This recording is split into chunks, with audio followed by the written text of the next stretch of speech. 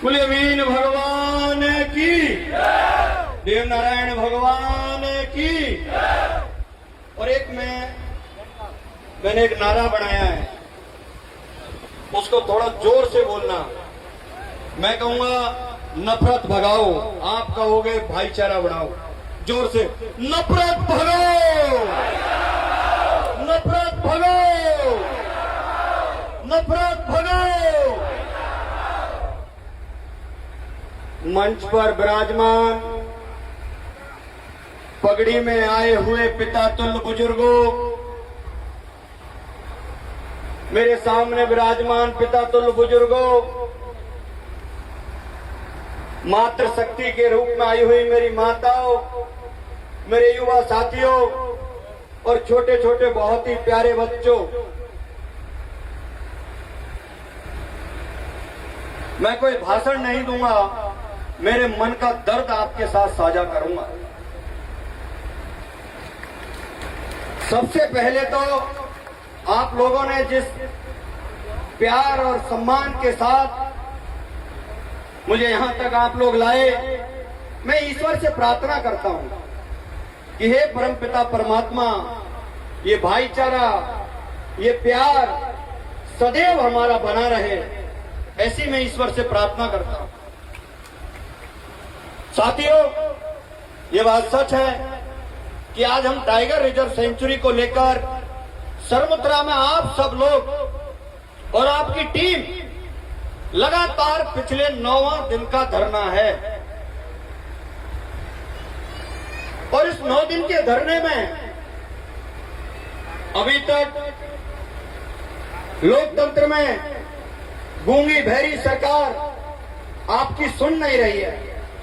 मैंने पता किया था कि कलेक्टर साहब कह रहे थे धौलपुर के कि हमने आपकी सूचना आगे भेज दी है। सर, हमें आज सरमुत्रा में जो इकट्ठा होना पड़ रहा है, ये बीमारी आज की नहीं है साहब, ये बीमारी पुरानी है।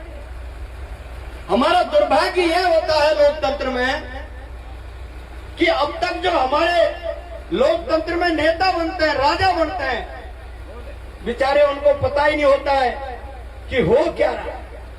दोष उनका भी नहीं है, क्योंकि समय ही ऐसा था, अज्ञानता का समय था।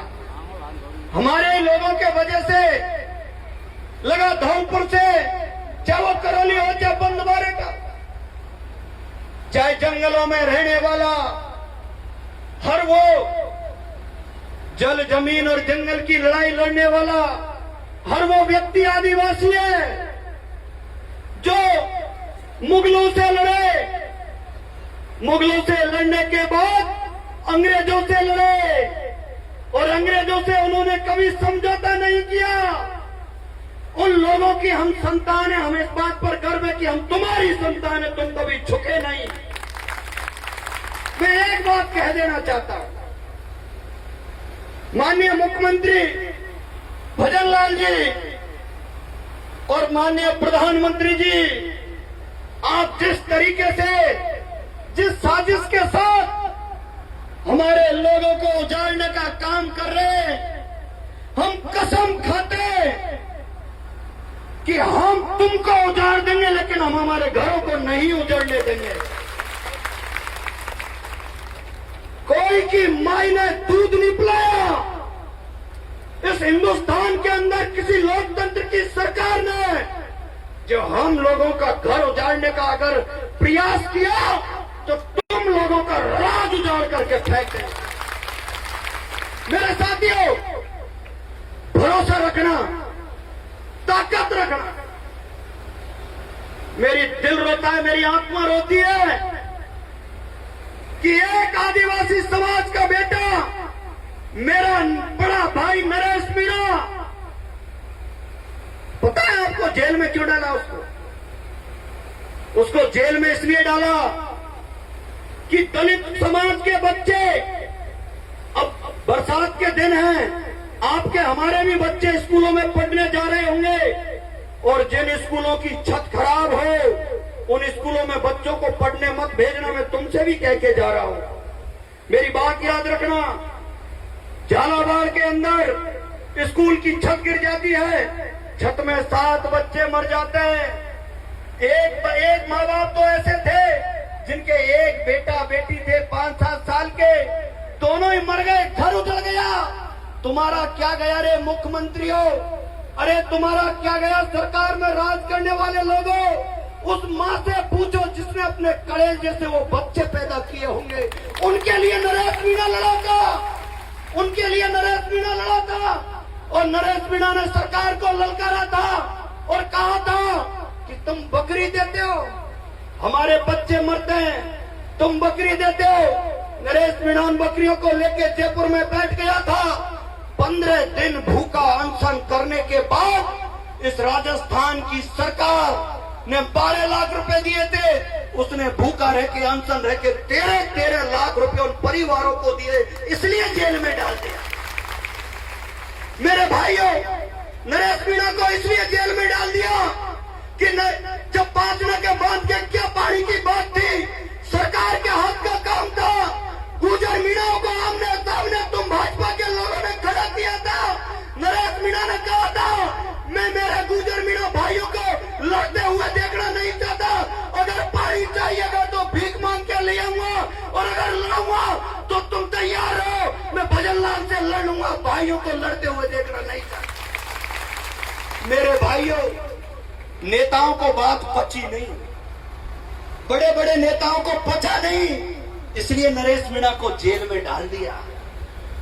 नरेश मीणा डूंगरी का बांध बचाने के लिए चला गया था, और जिस दिन उस पंचायत में मैं भी शामिल था, नरेश भाई ने कहा कि डूंगरी का अगर बांध बना तो खूनों की नदियां बहेंगी। उसी दिन से डूंगरी का बांध वहां के वहां रह गया, इसलिए नरेश मीणा को जेल में डाल दिया।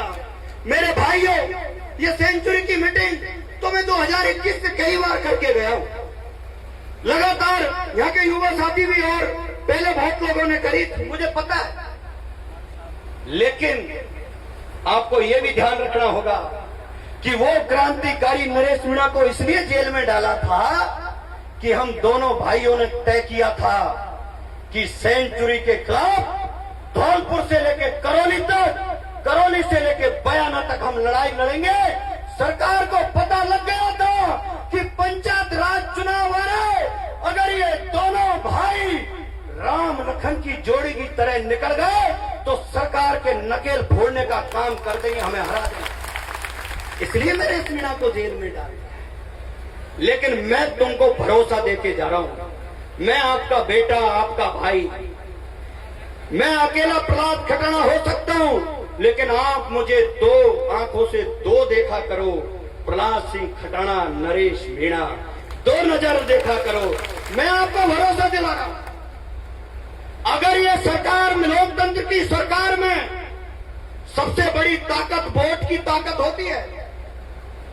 हम सड़क रोक सकते हैं, रेल रोक सकते हैं, हम चाहे जो कर सकते हैं। इनकी कोई माइक की दूध नहीं पिलाया, हमें लोकतंत्र में कोई रोक दे। लेकिन हमारे पास तो बहुत शानदार मौका आ गया साहब, पंचायती राज का चुनाव आ गया।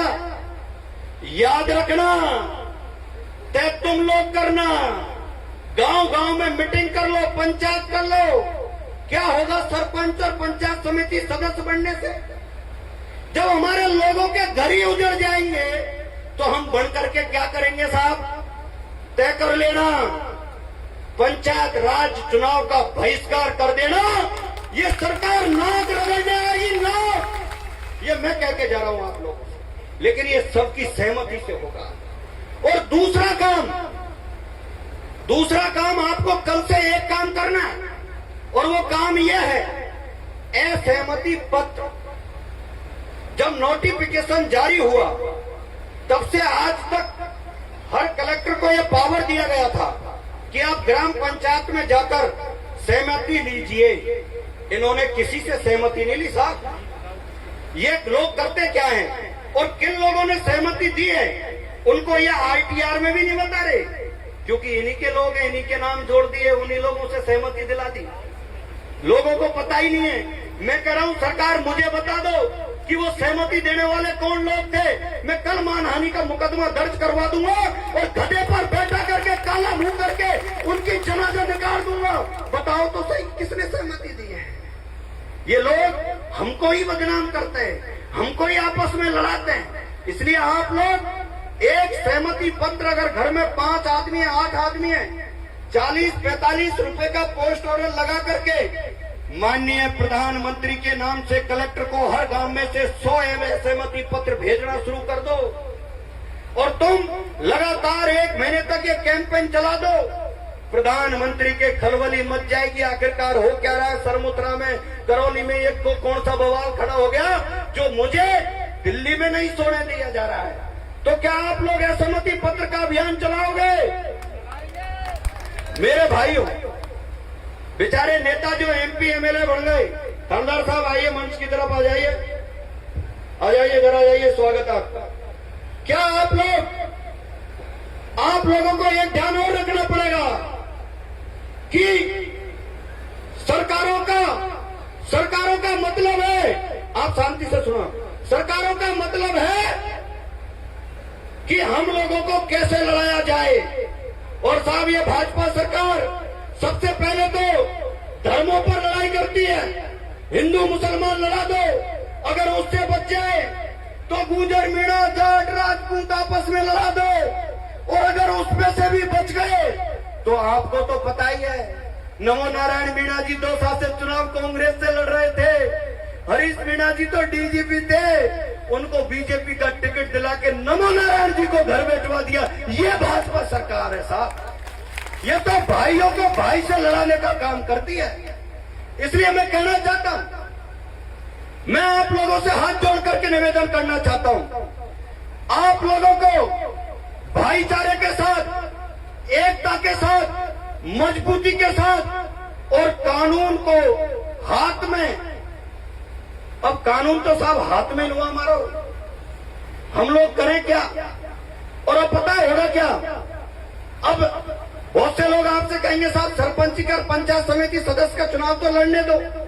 आप उनसे पूछना कि जब सेंचुरी का नोटिफिकेशन जारी हो गया, इसका मतलब आपको नया लाइट का कनेक्शन नहीं मिलेगा, आपको नई सड़क नहीं बनेगी, आपको नया स्कूल नहीं बनेगा, आपकी नई डिस्पेंसरी नहीं बनेगी, तो फिर साहब चुनाव किस बात का करा रहे हो?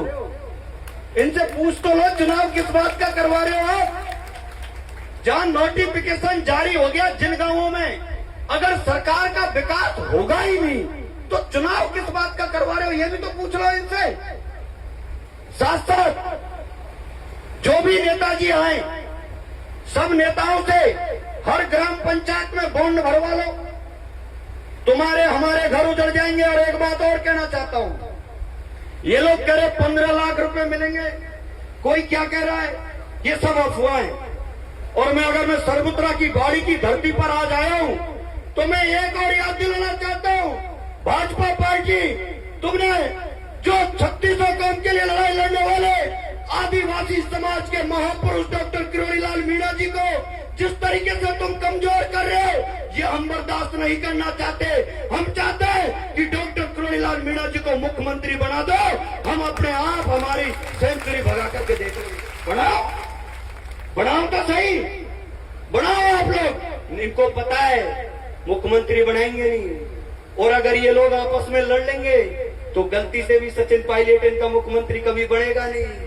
दोनों राम लखन की जोड़ी के साथ रहने वाले और 3600 कौम को साथ रखने वाले ये गुजर मीणा, इनको इसलिए ही लड़ा जा रहा है। मेरे भाइयों, इस लड़ाई को समझने की कोशिश करना अंदर तक। और कुछ मुट्ठी भर लोग जो सरकारों के दलाल होते हैं, मुट्ठी भर लोग सरकारों के दलाल होते हैं, वो दलाल आपको हमको कमजोर करते हैं। क्योंकि उनके घर तो साहब कोई का जयपुर में बन रहा है, किसी का धौलपुर में बन रहा है, किसी का बढ़िया जगहों पर घर मकान बना लिए। एक गांव में से अगर 30 आदमियों ने घर मकान बना लिए, तो उन लोगों का क्या होगा जो 4000 घर और 4000 लोग रहते हैं साहब। तो उन लोगों से भी आपको सतर्क रहने की आवश्यकता है। और मैं कहना चाहता हूं डॉक्टर साहब, डॉक्टर किरोड़ीलाल मीणा जी, बाबा साहब, ये वो धरती है जब आप एक बार आए थे, चुनाव लड़े थे, आपने कहा था जिसका हथौड़ा उसकी खान होगी, जिसका हथौड़ा उसकी खान होगी। क्या मैं सही कह रहा हूं? तो बाबा साहब प्रहलाद सिंह खट्टर क्या कह जा रहे हैं?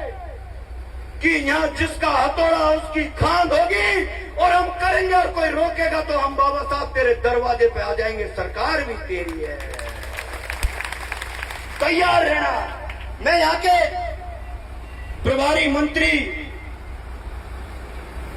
सम्माननीय जवाहर सिंह मैडम साहब से भी निवेदन करना चाहता हूं, साहब आप सरकार में मंत्री हो, यहाँ के प्रभारी मंत्री हो, आप सरकार को इन लोगों की बात पहुंचा दो।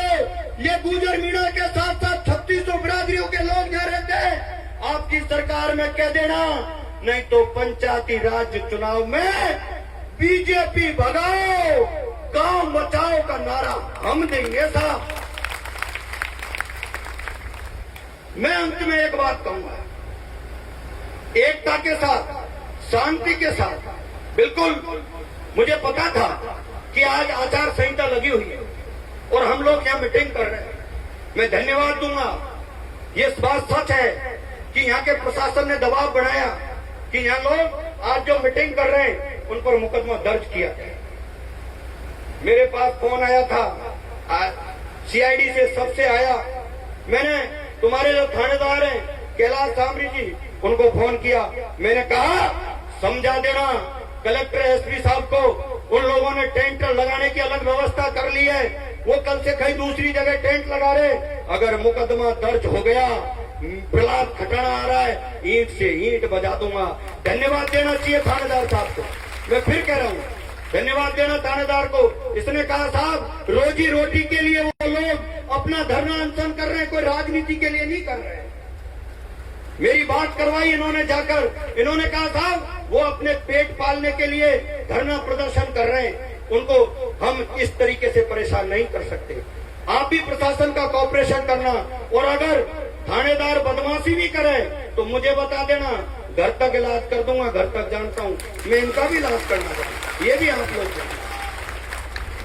मेरे भाइयों, आप लोगों से मैं इतना ही कहूंगा कि आपकी एकता, आपका संगठन और आप मजबूती से रहना। आप ये मत सोच लेना कि हमारा भाई, हमारा टाइगर, हमारा शेर नरेश मीणा अगर जेल में है तो वो कोई कमजोर हो गया है। एक नरेश मीणा जेल में, लेकिन मैं कहना चाहता हूं ये हत्यारी भाजपा की सरकार, तुम लोगों ने, मैं कह देता हूं बुरा लग जाता है, तुम लोगों ने जगन गुजर को अजमेर की जेल में मरवा दिया, लटूर मीणा को दौसा की जेल में मरवा दिया। मुझे शक है कि नरेश मीणा को तुम लोग टोंक की जेल में मरवाना चाहते हो। अगर नरेश मीणा पर खरोच भी आई, नरेश मीणा पर खरोच भी आई तो राजस्थान की जेलों में आग लगा देंगे, आग लगा देंगे। ये भी कमजोर समझने की कोशिश। मेरे भाइयों, इस भाईचारे को मजबूत रखना, कि भाई से भाई को मिलने का, भाई से भाई की ताकत रखना। और मैं आपसे कह के जा रहा हूं, कोई सरकार की कोई औकात नहीं है हमारा घर उजाड़ दें। रही बात इनकी शेर छोड़ने की, हम तो सोच रहे हैं साहब हिंदुस्तान में पहले ही शेर कम है, तुम खरीद करके ला रहे हो या पाल रहे हो, नहीं तो हमारे बड़े बूढ़े ने शेरों का ही तो शिकार किया आज तक। अगर हमारे बुजुर्गों का इतिहास देखोगे, जो जंगलों में रहे, आदिवासी रहे, पहाड़ों में रहे, उन्होंने तो शेरों का ही शिकार करे। कहीं ऐसा नहीं हो जाए कि किसी दिन शेर फिर ही गायब हो जाए, फिर तुम सोचते ढूंढते ढूंढेंगे शेर खा लें। इसलिए मैं प्रशासन से कहना चाहता हूं, जब तक सहमति नहीं हो तब तक कोई शेर वगैरह हमारे यहाँ नहीं छोड़ा जाएगा, और अगर छोड़ा जाएगा तो तय कर लेना, क्योंकि लोकतंत्र में साहब एक ही चीज से डरा हुआ है, वोट और सही समय पर चोट। जिस व्यक्ति ने अगर वोट की सही समय पर चोट दे दी, ये नाक रगड़ने आ जाते हैं। अब 1 महीना बचा है, यहाँ आसपास जितने भी सरपंच, समझदार लोग, पढ़े लिखे लोग, नौकरी करने वाले लोग, बिजनेस करने वाले लोग, सबको भाजपा के नेता, प्रशासन के लोग बुला लेंगे, पकड़ लेंगे, खुली छूट दे देंगे, तुम्हारे जचे जो कर लो। लेकिन आम आदमी को नहीं होगा। उनसे हाथ जोड़ के कह देना, मेरे भाइयों तुम्हारा काम करते रहो, राजनीति करते रहो, लेकिन हमारे लोगों को कमजोर मत कर देना। उनसे हाथ जोड़ना, मैं गाड़ी देने के लिए नहीं कहता किसी से, मैं हाथ जोड़ने की कहता हूं। उनके पैर पकड़ लेना, कोई बड़ा एमएलए मंत्री आ जाए, सांसद अपने एरिया में आ जाए, क्योंकि साहब वोट वो ताकत होती है कि हम लोग भूल जाते हैं कि 5 साल में वोट देना किसको है। नेता तो भिखारी होता है, भिखारी की तरह भीख मांगने आता है, तब हम हमारा वोट देते हैं। वोट देते उस दिन हम राजा होते हैं, लेकिन जैसे ही हमारे वोट से नेता राजा बन जाता है, हम भिखारी रह जाते हैं, पीछे पीछे घूमते हैं। अब जब वो राजा हमारे बीच में आए, पूरा गांव घेर के पैर पकड़ के बैठ जाओ, जाने नहीं देंगे। अगर हमारा समाधान नहीं हुआ तो नेता को गांव में आ तो जाए, जाने मत देना, ये भी आप लोगों को ध्यान रखना। अंत में मैं ये कहूंगा कि जो भी आपकी कमेटी है, असहमति पत्र का अभियान चलाएं। इसके साथ साथ शासन प्रशासन से हमेशा बातचीत के द्वार खाली रखें। अगर आपके पास प्रशासन का कोई आदमी आए, आपसे बात करे, आपको बुलाए, डायलॉग संवाद लोकतंत्र में बहुत जरूरी है। बातचीत बराबर करो, मंत्रियों से भी मिलते रहो, डॉक्टर साहब से भी मिलना, जवाहर सिंह जी के पास जाओ, मुख्यमंत्री के पास जाओ, लगातार, और अपना लोकतंत्र में अधिकार है। लेकिन मैं ये भी कहूंगा कि आप लोग कल से वहां धरना दोगे, कल से वहां धरना दोगे, है ना? तो जैसे वहां अपन जब धरना देंगे तो वो आचार संहिता में नहीं आता ग्रामीण में ना। हाँ, तो आराम से, ध्यान से, तसल्ली से देना। मैं दोबारा भी तुम्हारे बीच में आऊंगा, और भगवान ने चाहा तो जल्दी जब मैं दोबारा आऊंगा तो नरेश भाई साहब को भी साथ लेके ही आऊंगा। और अगर मैंने 2 संकल्प लिए साहब, मेरे ये संकल्प है कि अगर सेंचुरी को इन्होंने बफर जोन को यहां से नहीं हटाया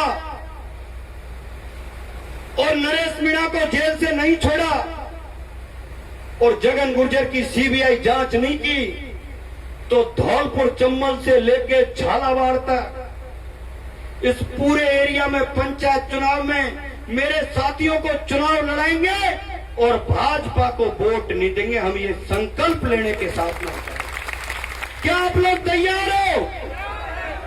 अगर आपकी सेंचुरी नहीं हटती है तो आप भाजपा को वोट दोगे क्या? नरेश मीणा जेल से नहीं छूटा तो क्या भाजपा को वोट दोगे क्या? जगन गुर्जर के केस की सीबीआई जांच नहीं हुई तो क्या भाजपा को वोट दोगे क्या? बहुत बहुत धन्यवाद। राम राम साहब।